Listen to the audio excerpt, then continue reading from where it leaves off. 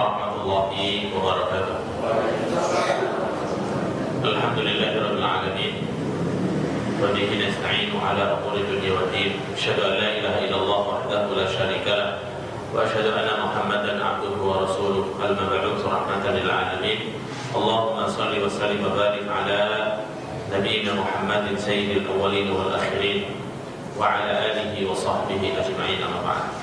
Faqala Allah ta'ala fil Qur'anil Karim, a'udzu billahi minasy syaithanir rajim. Bismillahirrahmanir rahim. Qul hal yastawi alladziina ya'lamuuna wal ladziina la ya'lamuun, innama yatadhakkaru ulul albab. Wa qala Rasulullah sallallahu alaihi wasallam, man yuridillahu bihi khairan yufaqihu fid din. Hadirin jamaah salat maghrib di Baitur Rahman yang dirahmati Allah. Alhamdulillah, segala puja dan syukur kita panjatkan kepada Allah Subhanahu wa taala atas karunia dan limpahan rahmat serta nikmatnya pada kita semuanya pada malam hari ini. Kita masih dalam keadaan sehat walafiat, dalam keadaan iman dan Islam, dan bisa menjalankan sholat maghrib secara berjamaah. Semoga amal ibadah kita diterima oleh Allah Subhanahu wa taala. Salawat serta salam semoga senantiasa tercurah kepada junjungan kita Nabi besar Muhammad sallallahu alaihi wasallam. Insyaallah kita akan melanjutkan kajian kitab Fiqh Bulughul Maram.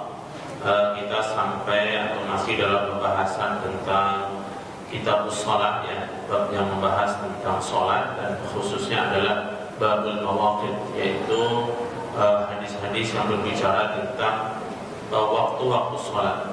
Pada pertemuan sebelumnya kita membahas hadis yang ke-139, ya, yang berbicara tentang waktu salat fajar. Hadis yang terakhir kita baca adalah bahwasanya waktu fajar itu ada dua, al-fajru fajrani, ada fajar shadiq dan ada fajar kadhib. Dan yang masuk sholat subuh itu adalah fajar shadiq, ya, fajar yang nanti berlanjut kepada terbitnya matahari. Ya, adapun fajar kadhib ini fajar yang dimana kita masih boleh apabila sedang berpuasa boleh menikmati makan sahur sampai datangnya fajar shadiq, ya. Berikutnya hadis sekalian, hadis yang ke-140, yaitu berbicara tentang amal perbuatan yang paling utama, ya. Ini masih ada kaitannya dengan sholat, ya. Hadis 140 bunyinya bersumber dari Ibnu Mas'ud radhiyallahu taala anhu qala Rasulullah sallallahu alaihi wasallam, Rasulullah bersabda, afdhalul a'mali as-salatu fi awwali waqtiha. Amalan yang paling utama adalah salat di awal waktunya. Rawahu Tirmidzi wal Hakim wa sahahahu wa asluhu fi sahihain. Hadis ini diriwayatkan oleh Imam Tirmidzi, Imam Hakim, dan kedua imam tersebut, Imam Tirmidzi dan Hakim, mensahihkan hadis ini. Dan asal hadis ini ada di kedua kitab sahih, maksudnya ada di kitab Sahih Bukhari dan Sahih Muslim. Kemudian hadis yang kedua 141, an Abi Mahdhur radhiyallahu taala anhu anna Nabi sallallahu alaihi wasallam qala awwalul waqti ridwanullah. Sesungguhnya Rasulullah bersabda, awal waktu salat merupakan ridha Allah. Wa awsatuhu, dan pertengahan waktu salat adalah rahmatullah, rahmat Allah. Wa akhiruhu, dan akhir waktu salat merupakan afullah, yaitu pemaafan Allah Subhanahu wa taala. Akhrajahu Daruqutni. Hadis ini dikeluarkan oleh Daruqutni bisanadil dhaif jiddan, dengan sanad yang sangat lemah. Wal Tirmidzi min hadits Ibnu Umar nahwuhu dunal awsat wa huwa dhaifun aidan. Dan juga hadis dikeluarkan oleh atau bersumber dari Ibnu Umar dan hadisnya dhaif juga, ya. Namun kenapa disebutkan oleh Ibnu Hajar dalam kitab ini? Karena ini terkait tentang fadhail amal, ya, tentang keutamaan amal perbuatan, ya, dan ada kaitannya dengan hadis sebelumnya tentang amal perbuatan yang paling utama, yaitu sholat di awal waktu. Hadis berikutnya dari Ibnu Umar radhiyallahu taala anhuma anna Rasulullah sallallahu alaihi wasallam qala la salata ba'da al-fajr illa sajadatain, akhrajahu al-khamsah ila Nasa'i. Tidak ada salat setelah sholat fajar kecuali 2 rakaat atau 2 sujud ya. Wa fi riwayat Abdul Razzaq as-salata ba'da tulu'il fajri illa raka'atil fajri. Tidak ada sholat setelah terbitnya fajar kecuali 2 rakaat sholat subuh ya. Dan juga dari Ummu Salamah radhiyallahu taala anha qalat shalla Rasulullah sallallahu alaihi wasallam al-'asr thumma dakhala baiti fa shalla raka'atain.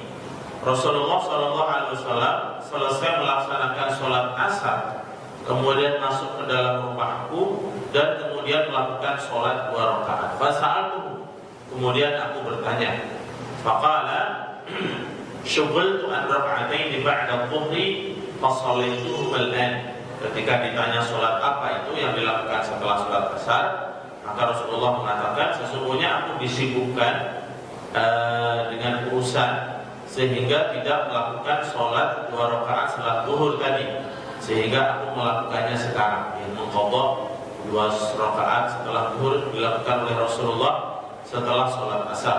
Faqultu, maka kemudian Ummu Salamah istri Rasulullah bertanya, afana qudhihima idza fatata, apakah kami juga harus mengqadhanya wahai Rasulullah jika tertinggal 2 sholat sunnah tersebut dan 2 rakaat sholat sunnah tersebut?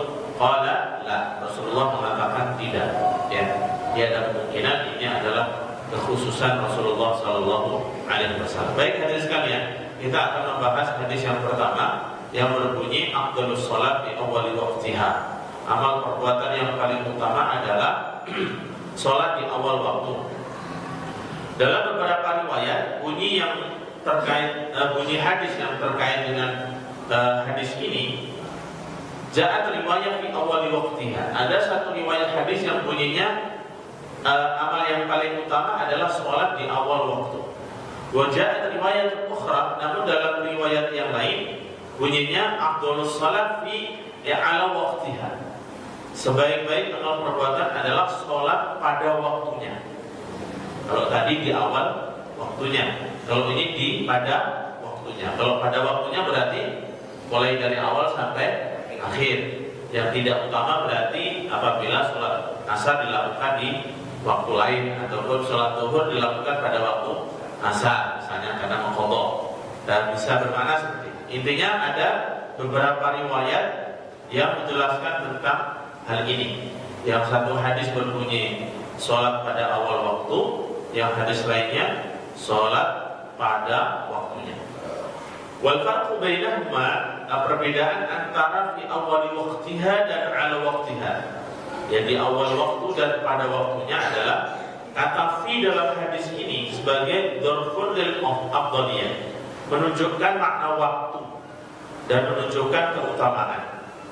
Fatakunu afdhalul a'mal as-shalat di awalil waqti, sehingga berdasarkan hadis ini makna yang disimpulkan adalah amal perbuatan yang paling utama adalah sholat di awal waktu. Dan adapun riwayat yang kedua, takunul fadilah mumtaddatun ala kamil waqti. Sholat yang utama, yang paling utama itu bukan hanya di awal waktu, tapi sepanjang waktu. Ini berdasarkan hadis yang kedua. Walakin jumhurul ulama yaquluna ala harful isti'ala wa takunu qad istamalat ala al-waqti kullihi wa qawluhu ala waqtiha yufassiru bi waqtiha. Oleh karena itu kebanyakan ulama memaknai ala waqtiha di sini adalah mencakup semua waktunya, sehingga artinya adalah sholat di sepanjang waktunya ya. Kemudian dari hadis ini juga hadirin sekalian, ada beberapa makna yang terkandung ya. Taujihu ijabatin nabi an afdhalil a'mal bi ajwibatin mukhtalifah, yaitu petunjuk dari Nabi SAW tentang amal perbuatan yang paling utama itu dengan jawaban yang beragam. Ya, ini salah satunya. Jadi pertanyaan para sahabat terkait amal apa yang paling utama, jawaban Rasulullah itu bukan hanya ini saja. Ya, berikut ini adalah beberapa hadis ya. Yaqulu ba'dul ulama hadzal hadis fihi iskal. Jadi hadis ini semacam ada problemnya, ada masalah. Kaifa takunu shalah wa hiya far'ul iman? Bagaimana salat yang merupakan cabang dari keimanan menjadi afdhalul a'mal, menjadi amal perbuatan yang paling utama. Wa kana yanbaghi an yakuna al-iman afdhalul a'mal. Semestinya jawaban Rasulullah itu ketika ditanya amal perbuatan apa yang paling utama, semestinya jawabannya adalah iman, karena iman ini merupakan dasar dari amal perbuatan. Li'annahu al-asas, karena iman ini merupakan dasar. Wal jawab, jadi jawaban dari permasalahan ini, mereka yang mengatakan hadis ini semacam ada masalah, jawabannya seperti apa? La hajata ila hadzal isykal. Sebenarnya hadis ini tidak ada masalah sama sekali ya. Faqad ja'a al-hadits sharih anna rajulan qala ya Rasulullah ayyul a'mali ahabbu ila Allah. Karena dalam hadis lain yang menyebutkan bahwasanya seorang laki-laki pernah datang kepada Rasulullah dan bertanya tentang amal perbuatan apa yang paling dicintai oleh Allah. Jawaban Rasulullah, imanun billah, beriman kepada Allah. Summa madza? Kemudian laki-laki ini kembali bertanya, kemudian apa yang paling dicintai lagi setelah iman kepada Allah? Qala as-salatu ala awwali waqtiha. Salat di awal waktu.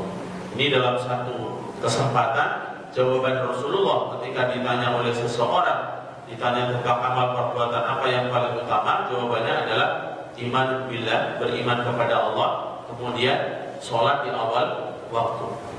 Wa sa'alahu rajulun akhar 'an dzalik. Namun ada riwayat lain, seorang laki-laki bertanya kepada Rasulullah dengan pertanyaan yang sama.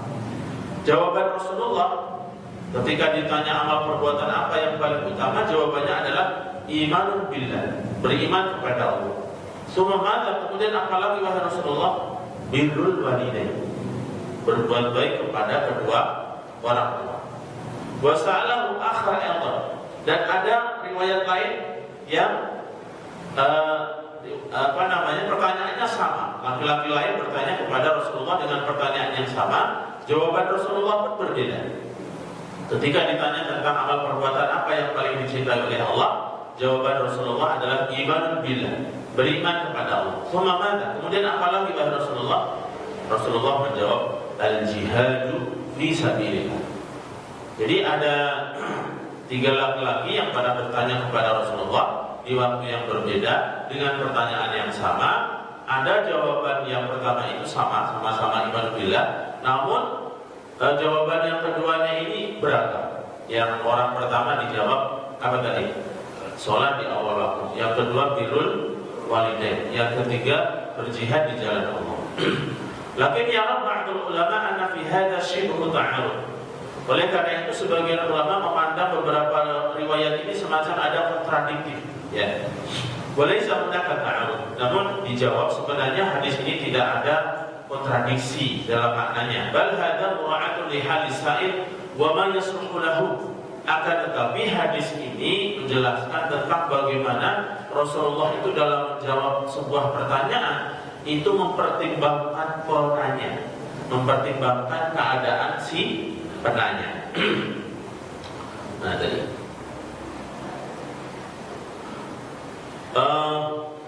lakin yara ba'dul ulama anna fi hadha syabah ta'aruf fa su'al wahid wal jawab mukhtalif. Walakin ajaba Ibnu Daqiq al-'Id, Ibnu Daqiq al-'Id menjelaskan bahwasanya dalam hadis ini tidak ada kontradiksi. Makna dari hadis-hadis ini adalah bahwasanya Rasulullah ketika menjelaskan pertanyaan itu melihat kondisi atau mempertimbangkan sang penanya. Para rajulan yastati'an bidal jihad. Rasulullah melihat si penanya ini mungkin secara fisik bagus ya, orang yang kuat dan seterusnya, maka jawabannya adalah jihad. Bahwa dhaiful baniyah, falamma sa'ala an afdhalil amal arsyadahu liman yasluhu lahu as-salatu fi awwal waqtiha. Dan ada seseorang yang bertanya dan dilihat secara fisik ini orangnya lemah, maka jawaban Rasulullah, amalan yang utama yang cocok untuk kamu ini adalah sholat di awal waktu, ya. Kemudian juga terkait tentang tadi, ya, di mana Rasulullah menjelaskan bahwasanya orang tersebut mungkin masih punya kedua orang tua dan seterusnya, maka jawabannya adalah setelah beriman kepada Allah birrul walidain, ya.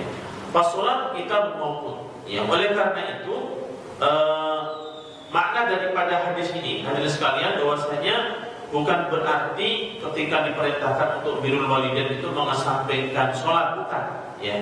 Karena birrul walidain ma'adiyah sholat, was sholat kita maupun Karena sholat ini merupakan kewajiban yang sudah ditetapkan waktunya. Wassalatu amruha ma'lumun ad-din bid-darurah. Dan perintah sholat ini merupakan perkara yang sudah sangat maklum ya, sudah sangat diketahui secara mendasar oleh semua orang tentang pentingnya di dalam agama ini. Fa ma'na annahu ba'da sholat wa ba'da ada'il wajibatil mafruḍah fa inna birrul walidain min afdhalil a'mal. Oleh karena itu seseorang setelah menjalankan hal-hal yang perkara rukun, maka birrul walidain ini merupakan perbuatan yang sangat utama. Walamma ra'a tsalits qawiyan jaldan arsyadahu ila afdhalil a'mal ba'da al-iman billah wa huwa al-jihad. Ketika Rasulullah melihat penanya yang ketiga, di mana orangnya itu secara fisik baik dan kuat, maka Rasulullah menjawab dengan pertanyaan yang sesuai, yaitu berjihad di jalan Allah. Waqad jaa fi ba'd al-ahadits anna Nabi sallallahu alaihi wasallam kana jalisan ba'd ashabi. Ada satu riwayat pernah Rasulullah duduk bersama sebagian sahabatnya, dan kemudian tiba-tiba lewatlah seorang anak muda, yang mana anak muda ini kelihatan tokhar, badannya bagus ya. Maka salah seorang sahabat dari Rasulullah itu berkomentar, "Laukana jaddu hadza wasyababu fi sabilillah."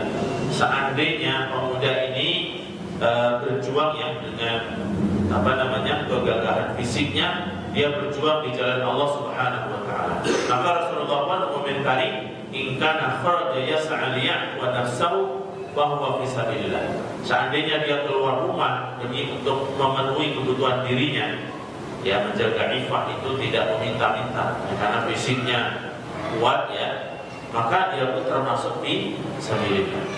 Dan juga wa kana kharaja yas'a ala zawjatihi wa ahlihi wa abawayhi. Begitu juga seandainya anak muda ini keluar dari rumahnya untuk bekerja demi memenuhi kebutuhan istrinya, keluarganya dan kedua orang tuanya, fahuwa fisabilillah, maka dia juga berada di jalan Allah ya. Oleh karena itu dari hadis ini bisa diambil kesimpulan an-nasa yarawna al-jihad an sabdil aqwiyah ya. Oleh karena itu jihad ini memang patut dan sesuai untuk orang-orang yang mempunyai kekuatan fisik ya. Dan di sini Rasulullah sekali lagi memperhatikan kondisi sang penanya. Namun satu hal yang perlu diperhatikan hadirin sekalian, bukan berarti ketika seseorang ditanya tentang satu urusan agama ya, karena bermaksud ingin menyesuaikan kondisi si penanya, kemudian sampai melanggar aturan syariat. Ini juga tidak boleh. Ya, misalnya seorang ulama ditanya tentang satu fatwa demi menyenangkan si penanya, atau mungkin dia melihat ini lebih maslahat pada si penanya, kemudian sampai melanggar batasan-batasan syariat. Ini juga tidak sesuai, tidak sampai demikian ya. Wa min huna yanbaghi an al-mufti an yura'i halat al-mustafti. Dari hadis ini maka adalah seorang ahli fatwa itu memperhatikan, mempertimbangkan kondisi orang yang meminta fatwa. Idza sa'alahu an syai'in fayanzur ila halatihi wa ma yunasibu. Jika pertanyaannya itu sifatnya umum, maka adalah dia memperhatikan kondisi si penanya dan kemudian apa yang sesuai. Ya. Fa idza kana yunasibu shalah arsyadahu, fa in kana yunasibu siyam arsyadahu. Kalau memang sholat itu sesuai dengan orang tersebut, ya diarahkan saja untuk sholat. Kalau puasa sesuai dengan dia, diarahkan saja untuk berpuasa, ya. Ataupun amalan-amalan yang lain yang sesuai dengan orang tersebut. Namun, la yanbaghi an yakhruja mura'atul hal as-sa'il an hududi ma syara'a Allah. Meskipun kondisi sang penanya itu menjadi pertimbangan untuk jawaban, namun tidak boleh keluar dari batasan Allah. Ya, di sini disebutkan ya, ada satu kisah dahulu di negeri Andalus. Andalus ini pernah dikuasai oleh umat Islam selama kurang lebih 700 tahun ya. 700 tahun umat Islam itu berjaya di sana, yang termasuk di dalamnya Spanyol ya, Cordoba itu. Ya, namun kemudian dikalahkan kembali dan sampai saat ini ya, bahkan umat Islam itu dibantai semua ya, bantai semuanya, dibunuh dan seterusnya ya. Disebutkan ya, dahulu di Andalus ada seorang raja yang pernah melakukan pelanggaran syariatnya apa? Yaitu menggauli budaknya di siang Ramadan. Maka dia meminta fatwa kepada salah seorang ulama. Karena yang meminta fatwa itu seorang raja, tentu seorang raja itu kaya raya dari sekalian ya. Maksudnya punya kemampuan secara finansial, tidak ada masalah ya. Maka jawaban sang ulama ini apa? Ketika ditanya, saya menggauli budak di siang Ramadan, apa hukumannya? Maksudnya apa dendanya? Jawabannya apa? La kafarata laka fi hadzal mawqi illa an tasuma syahrain mutatabi'ain. Tidak ada kafarat atau denda yang kamu lakukan untuk membayar menebus kesalahan ini kecuali hanya berpuasa 2 bulan berturut-turut. Padahal diketahui hadirin sekalian, seseorang yang menggauli istrinya yang di siang Ramadan itu kafaratnya apa? Yang pertama, memerdekakan budak. Jika tidak mampu, berpuasa 2 bulan berturut-turut. Jika tidak mampu, memberi makan 60 fakir miskin. Semestinya jawaban ini yang disampaikan. Tetapi sang alim ini mengatakan, kamu hanya ada satu pilihan saja untuk membayar menebus kesalahan ini, yaitu berpuasa 2 bulan berturut-turut. Maka jawaban sang alim ini ditegur oleh ulama yang lain. Kenapa Anda melakukan hal itu? Bukankah Rasulullah SAW dalam kasus yang sama pada masa Rasulullah, ya, hadis ini sudah sangat masyhur dan sering disampaikan. Pada bulan Ramadan ada seorang Arab, ya, seorang Arab Badui, orang mungkin Arab yang pedalaman begitu, datang kepada Rasulullah dan mengatakan, halaktu ya Rasulullah, halaktu ya Rasulullah, aku celaka wahai Rasulullah, aku celaka. Mengatakan 3 kali pada siang bulan Ramadan. Dan Rasulullah bertanya, wa ma ahlakaka, apa yang membuatmu celaka? Kemudian laki-laki ini menceritakan, aku menggauli istriku di siang Ramadan. Maka apa jawaban Rasulullah? Hal tajidu min raqabah, apakah kamu mempunyai kemampuan yang mendapati untuk kemampuan untuk memerdekakan budak? Memerdekakan budak itu mahal, ada sekalian. Karena budak itu memang statusnya seperti barang, dia dijual belikan. Ya, dia tidak merdeka. Tidak merdeka seperti apa? Untuk dirinya sendiri saja dia itu tidak merdeka. Dia harus mengikuti keinginan sang majikan atau sang tuan, sehingga disebut budak. Ya, untuk dirinya sendiri saja dia tidak merdeka. Sehingga hukum budak ini banyak, tidak wajib sholat Jumat, ya. Kemudian hal-hal lain juga tidak terkena kewajiban. Nah, maka sang ulama ini ditegur. Kenapa kamu mengatakan hal itu? Tidak mengatakan sesuai dengan kafarat yang ada di dalam hadis itu yang sudah disebutkan teksnya. Jawaban sang alim ini apa? Katanya, kalau aku sebutkan yang pertama itu adalah memerdekakan budak, maka sang raja ini sangat ringan sekali hukumannya. Begitu. Kan dia punya banyak duit, ya kan? Sehingga nanti bisa saja dia tiap hari tetap melakukan menggauli budaknya dan akan memerdekakan budak setiap hari, tidak ada masalah. Sehingga hukuman ini atau kafarat ini tidak memberikan efek jerah. Ini alasan sang alim. Kira-kira logis nggak kan? Logis ya, logis kan? Karena sesuai dengan kondisi sang penanya. Penanya seorang raja kaya raya, maka hukumannya supaya dia jerah, suruh aja berpuasa 2 bulan berturut-turut dan besok tidak akan mengulangi. Hadirin sekalian yang dirahmati Allah Subhanahu wa taala, hal ini secara aturan syariat tidak tepat. Ya, karena di dalam teks syariat bahwasanya kafarat atau denda bagi orang yang melanggar bulan puasa di siang Ramadan itu adalah 3 tadi, dan ini sifatnya berurutan. Berurutan itu jika denda yang pertama tidak mampu, baru pilihannya yang kedua. Jika kedua tidak mampu, baru yang ketiga. Ya. Alasan bahwasanya sang ulama ini mengatakan lebih maslahat untuk dirinya itu adalah dengan berpuasa itu tidak tepat juga, hadirin sekalian. Hadirin kaum muslimin yang dirahmati Allah Subhanahu wa taala, di sini ulama menjelaskan, ya, membantah dari ijtihad tadi. Ijtihad sang mufti yang mengatakan yang pantas dan layak atau yang maslahat bagi sang raja itu adalah berpuasa. Ini bertentangan dengan sunnah Rasulullah Shallallahu Alaihi Wasallam, termasuk bertentangan dengan maslahat. Maslahatnya di mana? Maka kita katakan innal khair fi sunnah. Sesungguhnya kebaikan itu ada dalam sunnah Rasulullah yang Rasulullah sudah mencontohkannya. Kalau kana malikan wa kana an ya'tiq an kulli jima'in raqabatain aw akthar fa innahu afdal min an yasum. Ini komentar para ulama ya. Seandainya sang raja itu karena dia seorang raja dan mampu memerdekakan budak, bahkan seandainya dikatakan kepadanya itu harus memerdekakan 2 budak pun dia akan mampu. Ya.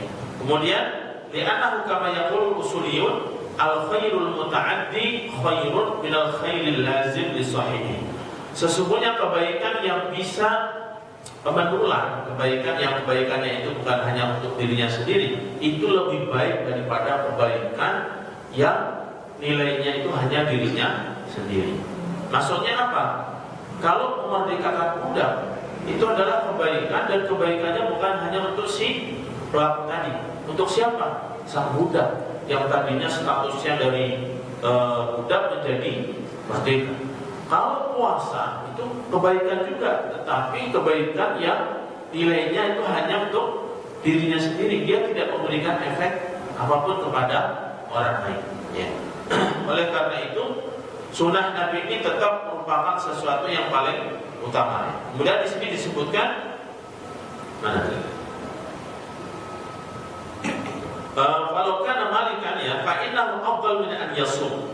Ya, karena kebaikan yang hanya berlaku, kebaikan yang menular, yang untuk ada orang lain mendapatkannya, itu lebih baik daripada kebaikan yang hanya untuk dirinya sendiri. Fa idza aqal malik amatan wa sarat hurratan.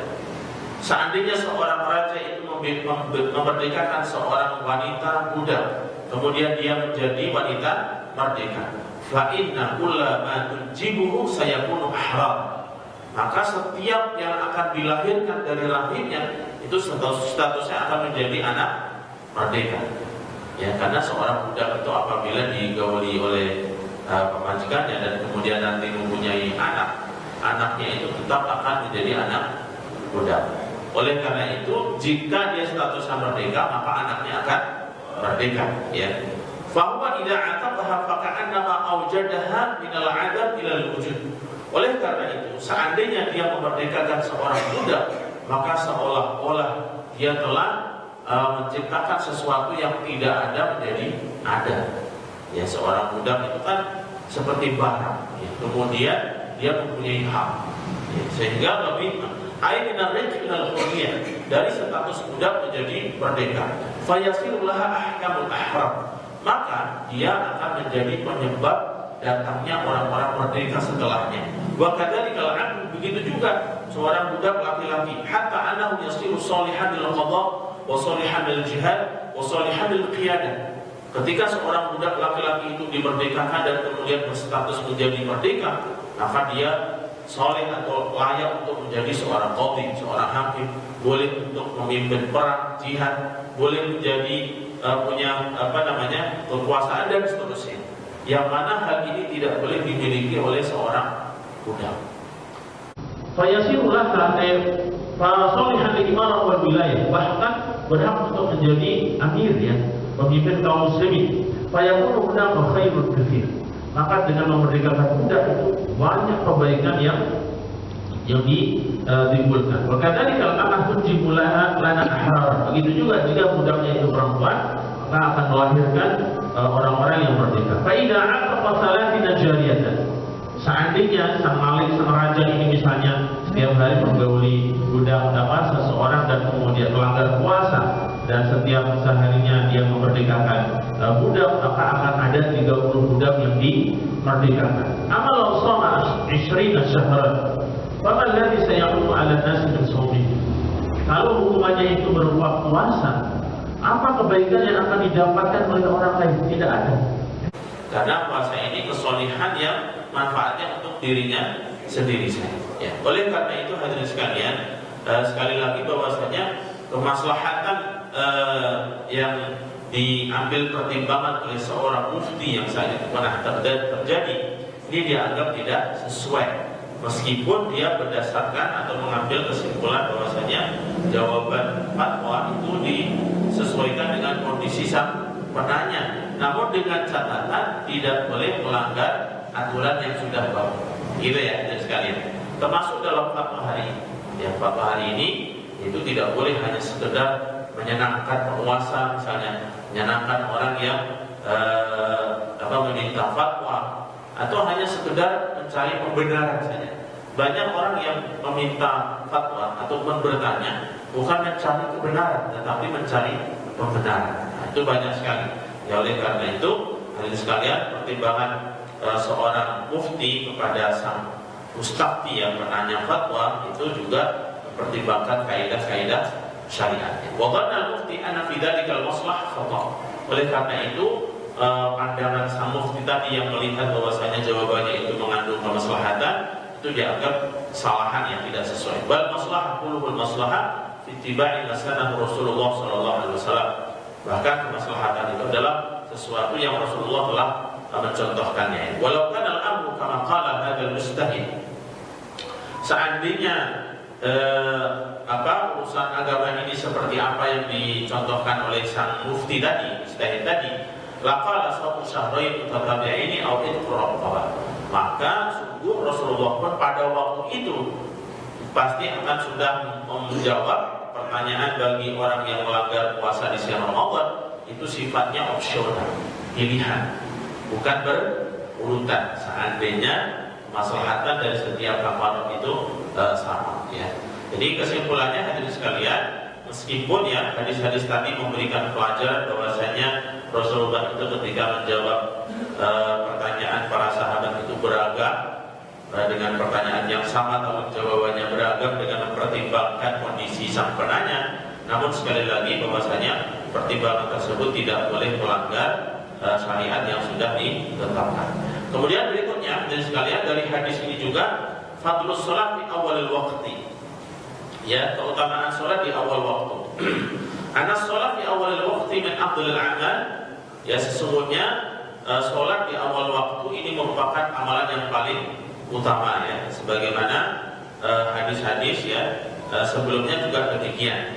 Meskipun waqad taqaddama hadis asbihu bisubhi fa innahu a'dhamu li ujurikum, ini sudah kita bahas, dan hadis ini dijadikan oleh mazhab Hanafiyah salat subuh itu utamanya dilakukan di akhir waktu. Berdasarkan hadis ini, ya, asbihu fa innahu a'dhamu li ujurikum, lakukanlah salat subuh itu di akhir waktu karena itu lebih besar pahalanya. Hadis ini dijadikan oleh mazhab Hanafiyah bahwasanya salat subuh itu paling utama dilakukan di akhir waktu. Namun para ulama, mayoritas ulama menentang pandangan Abu Hanifah ini, bahwasanya hadis ini itu memang benar, hadisnya sahih. Akan tetapi hadis ini tidak menunjukkan keutamaan salat subuh dilakukan di akhir waktu, tetapi menunjukkan makna kebolehan. Makna kebolehan. Karena Rasulullah kebanyakan sholat subuhnya itu dilakukan di awal waktu.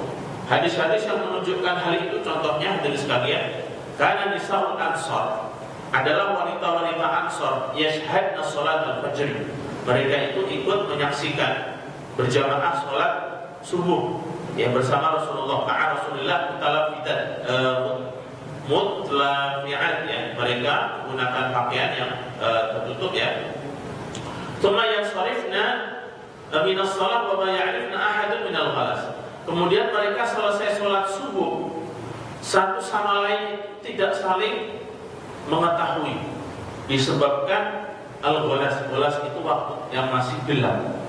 Ini menunjukkan bahwasanya Rasulullah selesai sholat subuh dan para wanita itu langsung meninggalkan masjid dan pulang ke rumah, itu keadaan masih gelap.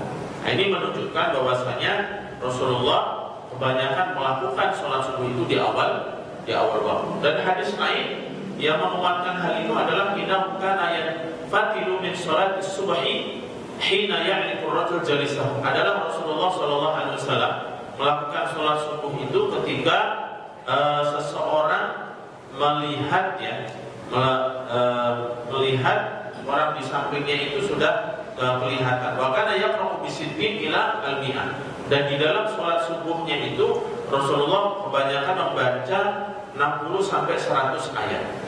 Walidha jama'a ba'dul ulama baina nusus bi annahu kana yaghlisu bis-subhi wa yubtilu fiha al-qira'ah. Oleh karena itu, antara hadis tadi, hadis yang digunakan oleh Abu Hanifah mengakhirkan sholat subuh, dengan hadis-hadis yang Rasulullah itu melakukan sholat subuh di awal waktu, bahkan para wanitanya keluar dari masjid itu waktunya masih sangat gelap, ini bisa digabungkan sebenarnya. Penggabungannya seperti apa? Sebenarnya Rasulullah itu melakukan sholat subuh di awal waktu, namun kemudian sholat subuhnya itu dengan membaca sholat yang panjang, sehingga Rasulullah itu keluar dari masjid ya setelah selesai sholat subuh, kemudian keluar dari masjidnya itu sudah dalam keadaan waktu yang terang ya. Adapun wanita-wanita tadi keluar terlebih dahulu. Wa yubtilu fiha al-qira'ah. Rasulullah sering memperpanjang ya, atau memperpanjang bacaan di sholat subuh, wala yakhruj minha ila waqtal istirah, dan tidak keluar dari selesai sholat kecuali matahari atau fajar sudah terang ya. Ini penggabungan dari hadis tadi. Intinya dari sekalian, sholat itu pada umumnya adalah paling utama dilakukan di awal waktu ya, kecuali sholat zuhur di saat waktu panas dan sholat isya. Waktu zuhur di masa musim panas itu dianjurkan untuk diakhirkan. Begitu juga sholat isya, jika tidak menyusahkan. Apabila menyusahkan, maka dilakukan di awal waktu ya. Sehingga dengan demikian, apa yang pernah dilakukan oleh Rasulullah pada sholat isya, di mana Rasulullah itu keluar sudah cukup larut, para sahabat menunggu kehadiran Rasulullah itu sampai tertidur di masjid ya, dalam keadaan duduk sampai kepalanya itu doyong itu ya, pokoknya turun lah ya, sampai menyentuh tanah, dan mereka kemudian sholat isya tanpa wudu ya, tanpa wudu. Nah, ini kita sudah membahas apakah tidur itu membatalkan wudu atau tidak ya. Semoga masih ingat terkait tentang hal ini ya. Wala naksa anna ta'khir salat ad-dhuhri fi syiddatil har wa salat al-isya afdal.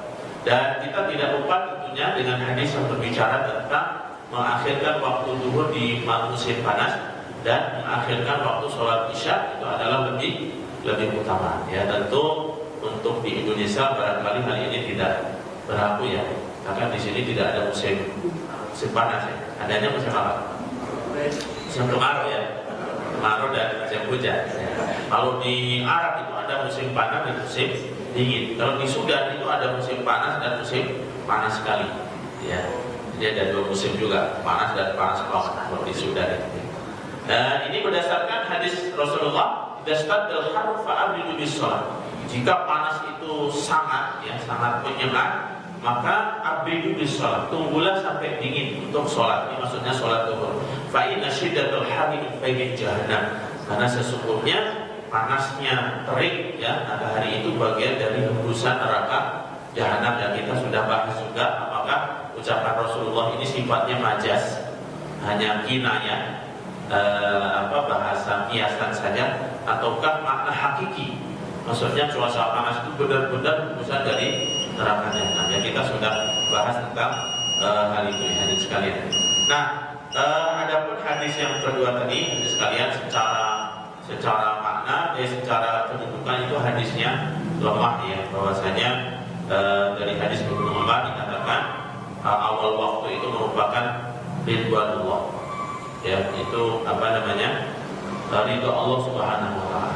Yang waktu pertengahan sholat itu adalah rahmatullah, yang waktu akhir adalah afullah, kemaafan Allah Subhanahu wa taala. Kenapa ridwanullah atau keridhaan Allah itu menjadi utama? Karena memang itu yang paling utama dibandingkan dengan rahmat dan pemaafannya. Kenapa demikian? Ini berdasarkan ayat Al-Quran yang diantaranya julukan para sahabat itu apa? Radhiyallahu anhu ya, radhiyallahu anhu. Adapun akhir waktu sholat itu dianggap mahfun ataupun afullah, pemaafan Allah, karena pemaafan ini tidak berlaku kecuali bagi orang-orang yang berbuat salah atau berbuat lalai. Sehingga logikanya orang-orang yang melakukan sholat di akhir waktu ini tetap layak mendapatkan ampunan dari Allah Subhanahu wa taala.